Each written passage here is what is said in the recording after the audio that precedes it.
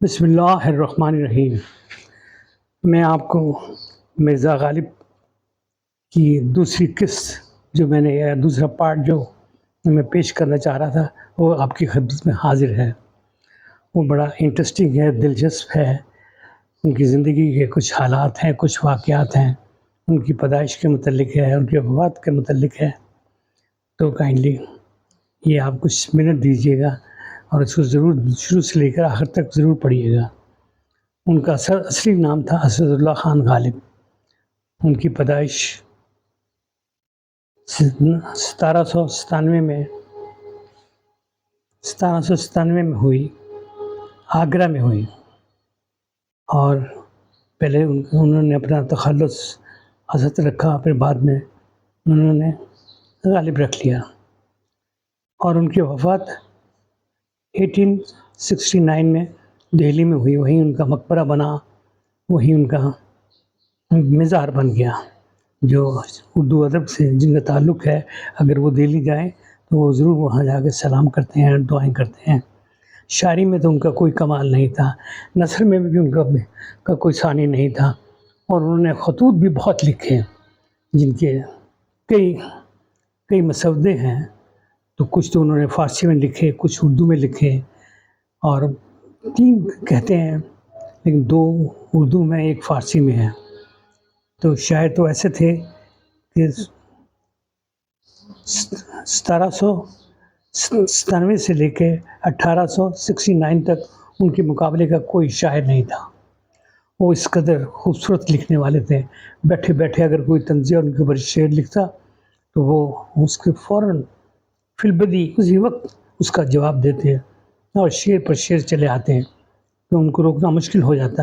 انہوں نے بادشاہوں کی، انہوں نے نوابوں کی، انہوں نے شہزادوں کی، انہوں نے عام محفلوں میں اپنی غزل پیش کی، لوگ دنگ رہ جاتے ہیں۔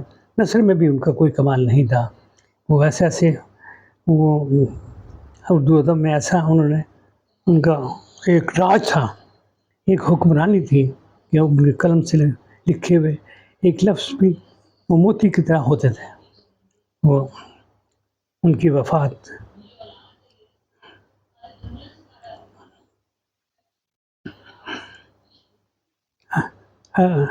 1869 میں ہوئی۔ وہ ہمیشہ ان کی تنگ دستی کی حالت یہ زیادہ رہی، اور ہمیشہ گھریلو حالات ان کے کچھ گڑبڑ رہے ہیں۔ بعض تو کہتے ہیں کہ وہ شراب نوشی بھی تھی، وہ کبھی ادھار بھی پیسے لیا کرتے تھے، اس سے بھی شراب نوشی کرتی تھی، بیگم صاحبہ بھی ناراض رہتی تھیں۔ ایک دفعہ تو ایک ان کا جو قرضہ لینے والا آ گیا، اور اس نے کوتوال کو بھی ساتھ لے آیا، وہ گرفتار ہو گئے، اور پھر ایک نواب نے ان کی ضمانت دی۔ وہ اس طرح کر کے ان کے یہ حالات چلتے رہے۔ وہ اتنی کوئی خوشحال زندگی ان کی نہیں رہی۔ وہ ہمیشہ تنگ دستی کی حالت میں ان کی زیادہ وقت گزرا، اور گھریلو ان کی بیگم صاحبہ بھی اکثر یہی تذکرہ رہتا کہ گھر میں کوئی آمدنی کا معقول ذریعہ نہیں تھا، حالانکہ وہاں کے نواب نے انہیں ماہانہ مقرر کیا ہوا تھا، لیکن وہ سب کم پڑ جاتا تھا۔ جو ان کی عادتیں تھیں وہ اس طرح زندگی اپنی گزارتے تھے۔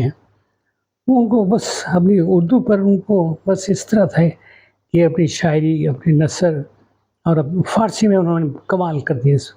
فارسی میں بھی انہوں نے بے شمار کام کیا، جو ہماری آنے والی نسلیں ہمیشہ یاد رکھیں گی۔ اور ہمارے جو گانے والے تھے، خوبصورت گانے والے، جن میں طلعت محمود تھے، جگجیت سنگھ تھے، اور محمد رفیع تھے، اور بہت سے تھے، انہوں نے ان کے نام پر ان کی غزلیں اس قدر خوبصورتی سے گائیں کہ آپ سنیں تو آپ دنگ رہ جاتے تھے۔ ان کے اوپر بے شمار فلمیں بنی، پاکستان میں بنی، انڈیا میں بنی، بڑی غضب کی بنی۔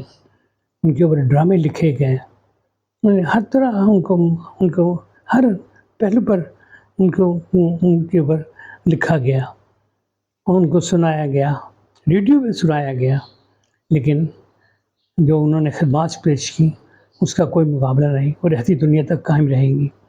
ہم تو ان کے لیے دعا کر سکتے ہیں، اللہ تعالیٰ ان کی مغفرت کرے، اور ہم ان کی جو انہوں نے کام کیا ہے وہ ہمیں ہمارے بچوں کے لیے کام آ رہا ہے. وہ اردو ادب کے ایک بڑے مضبوط ستون تھے. اور سر سید احمد خان کے بھی رسالوں میں بس تذکرے ملتے ہیں. یہ ان کی شان تو بس اللہ تعالیٰ ان پر اپنی مہربانیوں کے نور برسائے. بس میرا یہ آخری یہ دعا ہے کہ اللہ تعالیٰ ان کی برفت کرے اور اپنے قریبی جوار میں ان کو جگہ دے. آمین. خدا حافظ.